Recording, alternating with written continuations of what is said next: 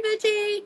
Welcome to Heart of Hope, our family-friendly podcast supporting families with children with autism or neurodivergence.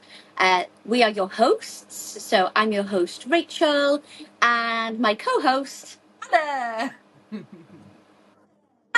Yeah. So for any of you who are new to the channel, we talk about different topics relating to autism and how it can affect families. And autism is such a wide spectrum, and there's a lot of things to consider when supporting children on the spectrum and neurodivergent children as well. That we cover all these topics. So far, we've covered things like sensory needs, communication styles, and education. So today's topic is going to be about the diagnostic process. So just to kind of give you a bit of a backstory about how all this began, I am in the process of developing an app to support parents of children on the autism spectrum. And the reason I started this was I have two children on the spectrum myself, very different needs, and lots of professionals and lots of different things to manage. And it just felt so overwhelming, all consuming, all the different things, the appointments, the routines, the schedules, managing the behaviours. And a lot of the time it can feel like, how do you keep up with it all? How to manage it all? And so the idea behind the app is to have a digital solution where everything is all in one place, where there's a digital visual routine for the children, where the appointments are easily managed and tasks are easily found. And I just think it's going to make such a huge difference to families. And the app is going to be called Heart of Home. But I wanted to do a podcast that focuses on the joys as well as the challenges, and hopefully is a useful resource for families. So that's where Heart of Hope began. So today we're talking about the diagnostic process, something that parents are maybe unsure about how to go about it, or are concerned about what time it'll take up, or they're just nervous, am I doing the right thing? So I think this is a great topic for us to talk about today. So let's dive in. Let's go. Now, I think there's a bit of a delay. Let's go. When I speak, I think it's a little bit delayed on your end. So I'll try and go slow. Just a little. Yeah. Okay. So maybe it's worth like going back to the beginning for people who are kind of like quite, because autism is a word that's kind of like thrown around quite a lot now, isn't it? So yeah, for somebody who's kind of like new mum or new dad, who's you know kind of like their child is kind of getting to that school age where they might be presenting as though, oh, actually there might be a few concerns here. What would be the initial step? What is the first thing that any parent is thinking, hang on, I got a few concerns here, I'm a bit unsure? They might, like, their child might not be meeting milestones, or they just, you know, like, what do you think is the first thing that they need to do? Yeah, that's a really, really good question. I think, especially for first-time parents, from our experience with my daughter Elena, we were first-time parents, you know, and things that might have seemed like unusual behaviours, we just chalked it up to, we're new to this, you know. And it was more kind of when I got training and understanding in autism, I actually understood how she fit into it. So I think the key is to remember, and I think this is really important to highlight actually, that autism is not easily diagnosed. That's the first thing to remember before you do anything, because people obviously are regularly getting diagnosed now, and there's been a lot of talk from the government and things saying, you know, this is load of nonsense, like there shouldn't be this many people, or people saying that, you know, it's easy. It's really not. You have to meet a certain criteria.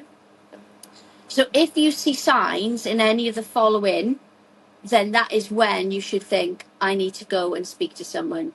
So there should be a struggle with social communication, social imagination, and social interaction. And they call that the triad of impairment.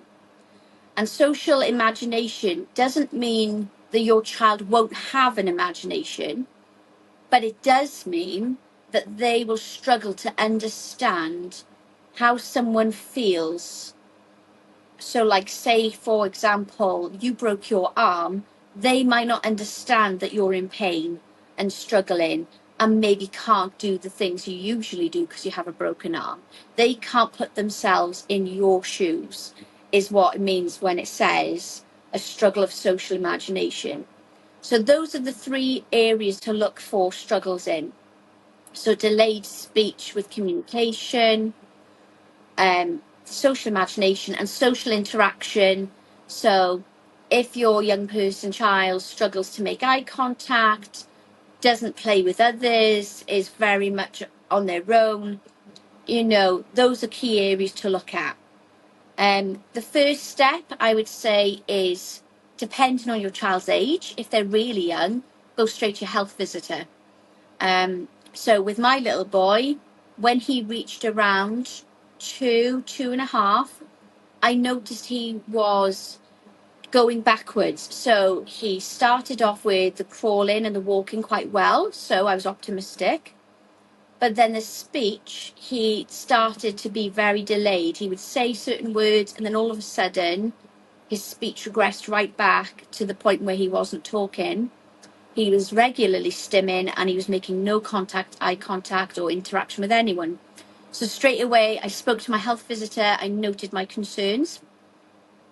So a health visitor, they will write a referral, involve the paediatrician. The paediatrician will write a referral and involve the neurodevelopmental team, either through the hospital or CAMS.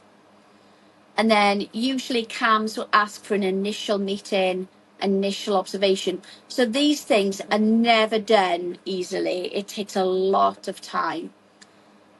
If your child's a bit older, so like my daughter Elena was 5 when we started the process, and she didn't get diagnosed till she was 7, we went straight to our GP because she was a bit older, and he put a referral in to the neurodevelopmental team in the hospital, and then went to the hospital and saw the doctor who specialises in neurodevelopmental conditions. And then he observed and asked questions, and then he made a referral to CAMS. So what I would say is, if your child is a lot younger, go to your health visitor, paediatrician, and make your case and be very clear about what you've observed and what your concerns are. And if it's your child's a bit older, you can go through your GP first and paediatrician, etc. So that's the first initial thing you would do. Yeah. And then once you've done all that, how long would you say the process takes once you've done those things between then and then Yeah. finally getting to a point where actually we've got a diagnosis, we know what this is, and what happens in between those things? Yeah. So I'm going to talk about my two experiences because they're very different for the two children. So with my daughter, I think it was harder in a way because she presented really well. She was good at masking. But for some reason, it didn't take as long. It's interesting. So went to the neurodevelopmental doctor. And in my experience, and I'm going to say this because some parents will face this, the doctor was a bit dismissive. And he said, well, she's looking at me. She's talking to me. Right? In those cases, if your gut is saying to you, no, my child needs help, my child needs to be seen, do not be swayed. Do not be convinced to drop it. Because if it wasn't for the fact that I had the knowledge I did and that I had enough kind of experience behind me, I might have dropped it. But I didn't, and I'm thankful I didn't. So, when I was told these things, I said, okay, these are the things I've noticed.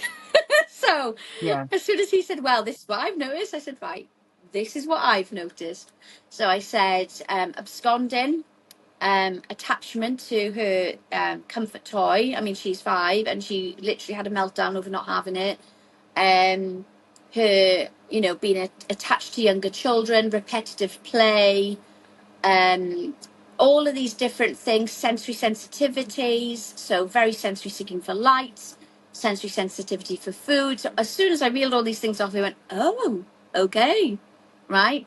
So it's very important to be a detective, to know everything down, anything and everything you think might be unusual, might be something, might not be something, doesn't matter, note it down, because you need that foundation of evidence to back you up when you're fighting for your child and what they need. Okay. So once that was done, he put a referral into CAMS. This is where the waiting happens. So the initial referral goes into CAMS. Now CAMS gets inundated with lots of different referrals and the waiting is hard. So for our daughter Elena, it took 2 years of waiting. And in between that, you're trying to manage school, you're trying to manage education, and she had learning difficulties as well. So we were trying to manage that as well. And in between all of that, we were constantly like banging that drum. We need to be seen. We need to be seen.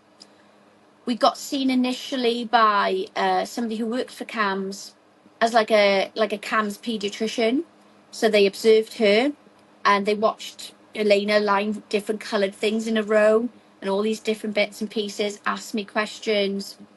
And she said to me, obviously I've made my observations, I've written my notes, I will pass this on to somebody in the team and you should hopefully get an appointment letter. It got to a point then near the end of the 2 years, we got a letter from CAMS to say they had referred us to a private autism company. So sometimes they're so overwhelmed with referrals and the list is so long that they will, if they think there is a necessity to, they will refer you to a diagnostic company that's private. People do ask, should I just go private? I would say go down the CAMS route first, because if they are referring you private, it holds a bit more weight than if you just go and you pay. So we were referred to that company. The assessment itself, it takes 2 hours. The first half of it, they kind of ask your child questions. They'll have some toys and things for them to play with so they can observe. Ask them about how they, what if they understand emotions, those kind of things. And then your child will leave the room and then they will like get into the nitty gritty with you and ask you everything. Now, before that actual appointment, you do get sent a long form to fill out to kind of cover the entirety of your child's life from the moment they're born to the age they are at present day. You talk about crawling, you talk about walking, all the developmental milestones, whether there was any delays, any issues during the birth, everything. So they'll have been sent all of that information in advance, information from school, GP, everything. And then in that hour, they ask you questions about some of the things that have been sent. They ask you questions about other things, different areas. And then at the end of the assessment, they let you know what the result is. So it is quite a long process. They do give you a list of resources and books and websites you can look at to further educate yourself. And that's it for older children. I mean, that was my experience for my oldest child. Lucas, very different story. And I think part of the reason was he was born a year before COVID. So when COVID hit, obviously we were all in isolation.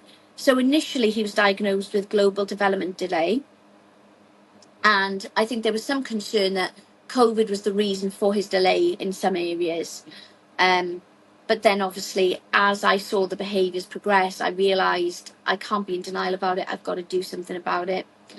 So after reaching out to the health visitor put a referral in, and the referral went to the children's development team. So there's a specialist autism team in the children's centre, and that is so different because it's not just a case of, you put your concerns in, you put on a waiting list and you get an assessment. They assess your child on 3 separate occasions, and they, over the course of those occasions, it's like they are trying to see if there's any improvements. So because he was so young, I think they wanted to assess him in the home, in school, and in school twice they assess. And then after that, they had a separate Teams call with me and asked me all the questions you would get in a standard assessment.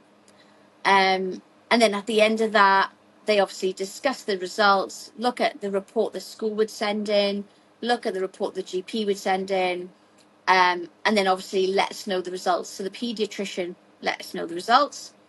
And that took 2.5 years. So I think with a younger child, it will take longer because they want to assess your child over the course of time to make sure it's not something else, and to make sure they're not just too quick to diagnose, which I understand. So, you know, I'm looking at it from the parent side, but it's not just what you do as a parent. You've got to have the GP on board, you've got to have the health visitor on board, you've got to have the school on board, you have to have all these people who are willing to put forward their stories that essentially kind of strengthen your case. Yeah. And without those, that can make it more difficult. Yeah. Trying to think what else to ask. So I suppose then, so once you got your diagnosis, you've got everything. Okay, we know this is what we think it is. What do you think then? What's the best sort of like resources out there then, or what would you say are the biggest purchases that people should make? Like, what's the best ways to kind of enable you the way Yeah. in which you support your child? I suppose is what I'm asking. Yeah. I mean, some people do ask whether it's even worth it to get a diagnosis because let's face it, what I just said was a bit long-winded. There's a lot to it. It's a long process. But the way I look at it is if somebody, struggled with their eyesight, you wouldn't just go, oh, well, it's just an eye problem. Like, just get over it and get on with it. You would get them to get the help, to get the prescription, get the glasses, and it would improve their lives. I know autism's a bit different. It's a neurodevelopmental condition. But that diagnosis, it's that foundation for if your child needs help along the way, people understand why and they're more willing to kind of support and accommodate and to give the resources you need. Whereas without the diagnosis, it's going to be a lot harder to get those things. So obviously, some people ask about PIP and DLA. I think people are concerned that you don't want to take away, or, does my child really need DLA? Especially in my little boy's circumstance, right? He breaks everything. So that's what the DLA is for. If you have a child who's got sensory needs and they need a night light, you buy them a really nice night light and they've managed to climb up, grab it and throw it across them and break it. That DLA helps pay for a replacement night light. Yeah. If they break their bed, that DLA is there to help replace. Because a standard child without a neurodevelopmental condition isn't going to break absolutely everything and then you need to replace. So I think, there are things you might not realize are things that actually that helps your child's disability. So therefore your child is entitled to that money. So I do think some people are on the fence about don't I apply? But with that diagnosis, that enables you to apply.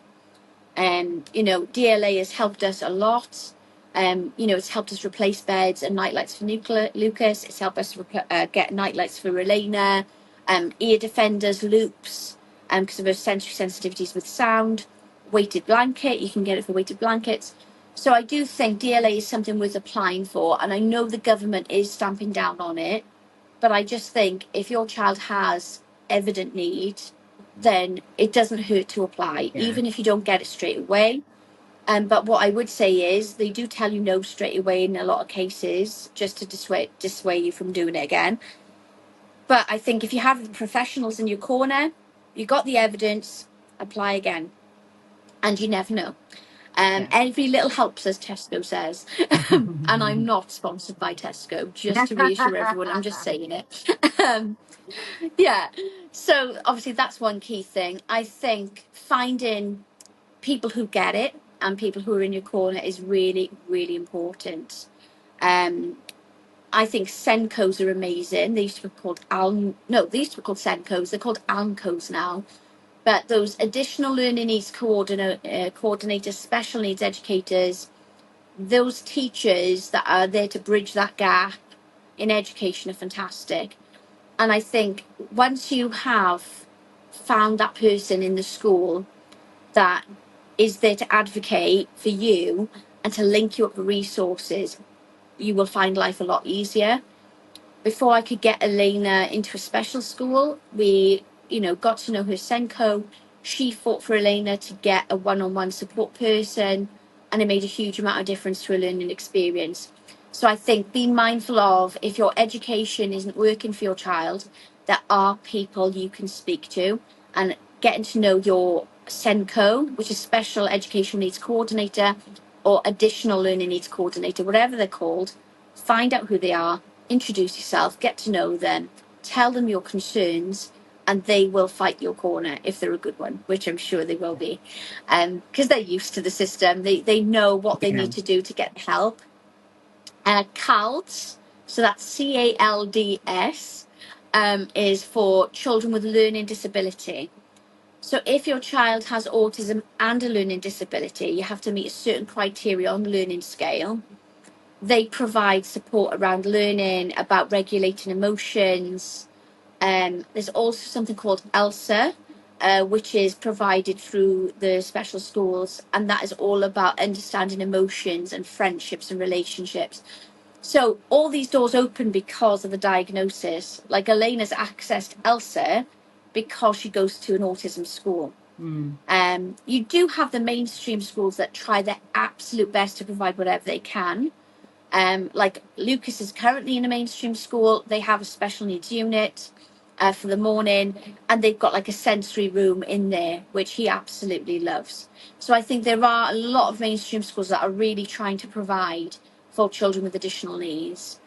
But I think for children with a lifelong learning condition, a special needs school is the best for them.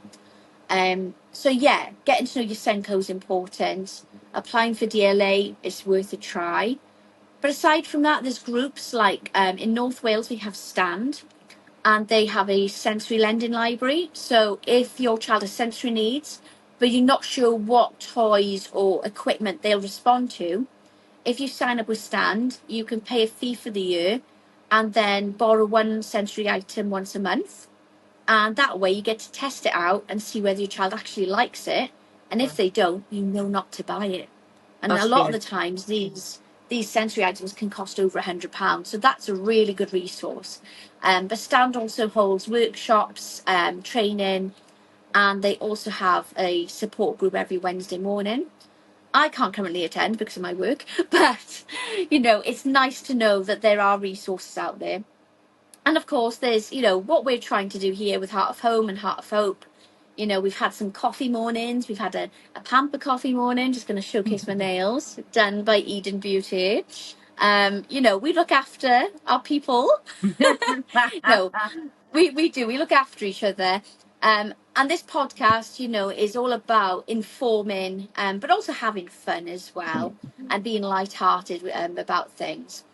So, there's a lot of resources out there, but I think the key is not to let other people kind of put seeds of doubt in your mind as well. There are some people that say we're all on the spectrum, we've all got a bit of autism and all that stuff.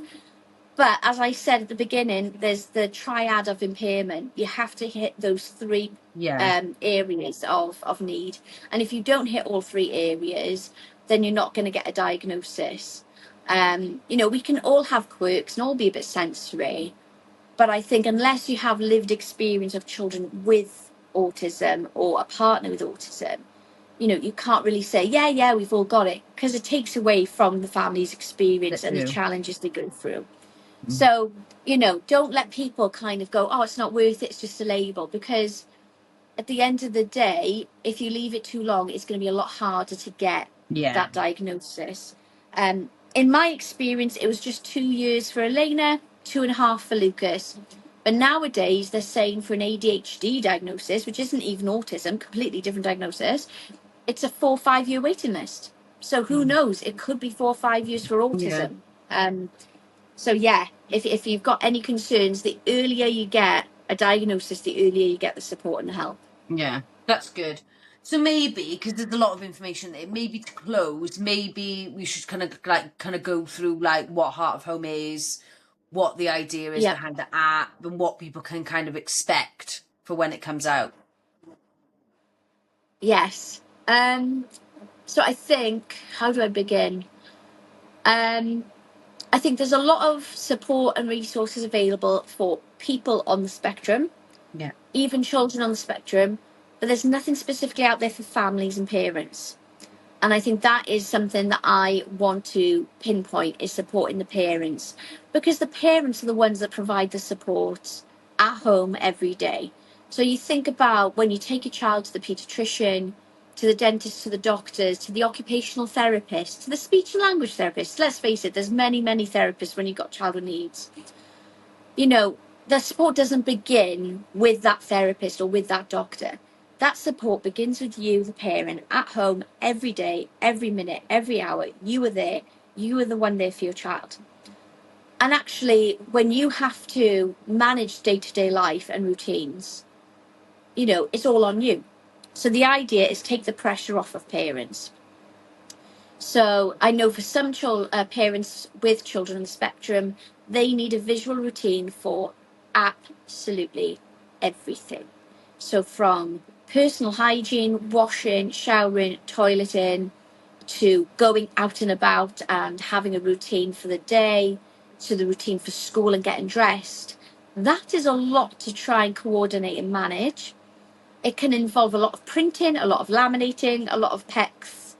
So my plan is to have a digital visual routine where you can arrange the routine and rearrange it as you need. You can take a picture of a plate or a cup if your child will only use one specific plate or cup, and upload it to the routine, and that's added in. You can arrange your child's appointments through the app.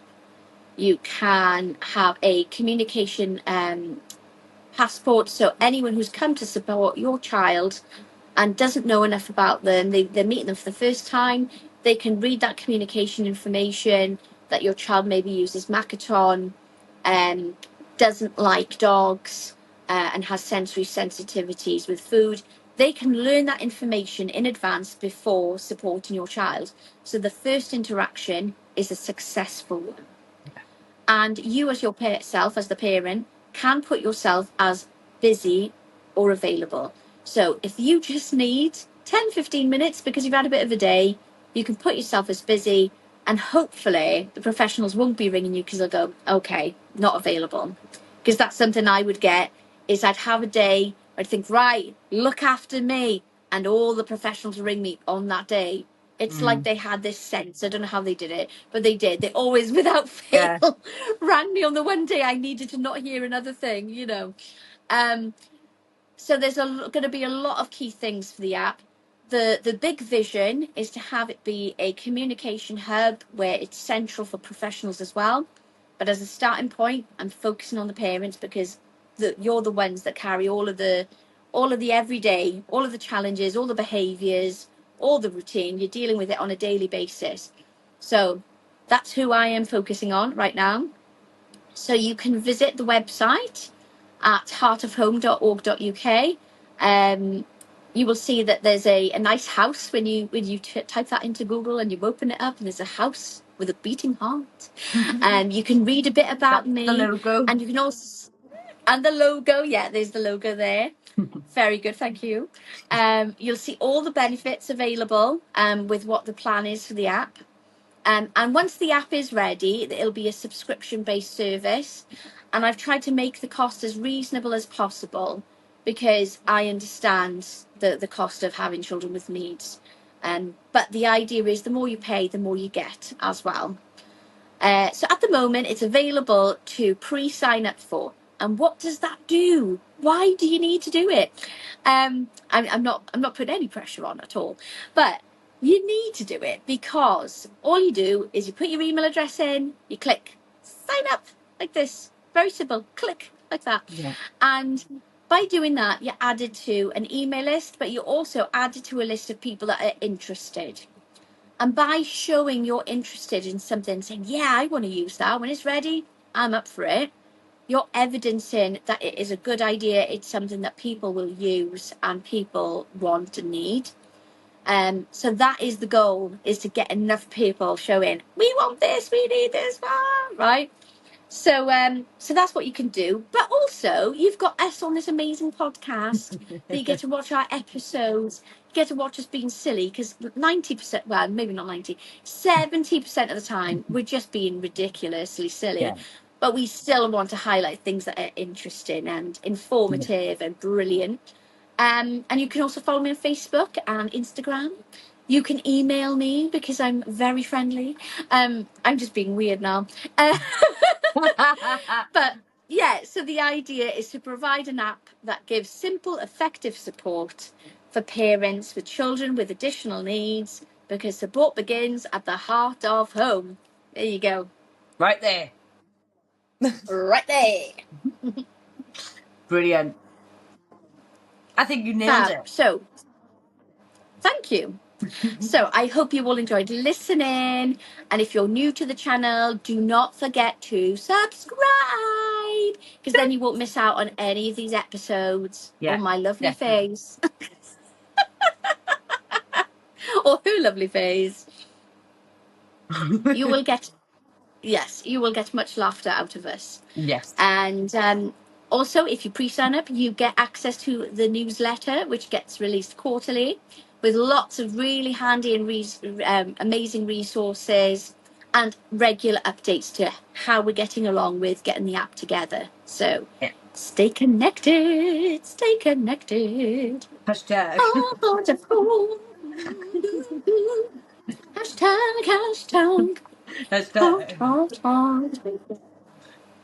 Hashtag, yo, hashtag. Let's do the heart now. Oh, do you know what? I can never get it right. No, it's like a. Oh, that is it like that? Something like that. That's old way of doing it. They do like something weird, like I don't know. I'm not old. Well, I am a little bit. Right, hang on. I don't know. Look, I can't even see a heart. I just see a big blob. I know. That's what we used to do it, wasn't it? I don't know. Anyway, right. So, to sum it all up, if you got a gut instinct about your child and their needs, then make sure you get a diagnosis. Yeah. Don't hesitate. Don't stop and wait. Go to the GP. Oh, honestly, sorry. Okay, that's me done. I can't carry on. When you got a child in need and you need a diagnosis, that's what I thought you were going to say. Diagnosis? Go to the GP? Letters on the chair. Because that's the only way to go to the GP. Yeah. Oh dear. Oh, I'm getting hot now. That's so right, warm. This blinking weather. Right. So long, farewell, goodbye, goodbye, goodbye, goodbye.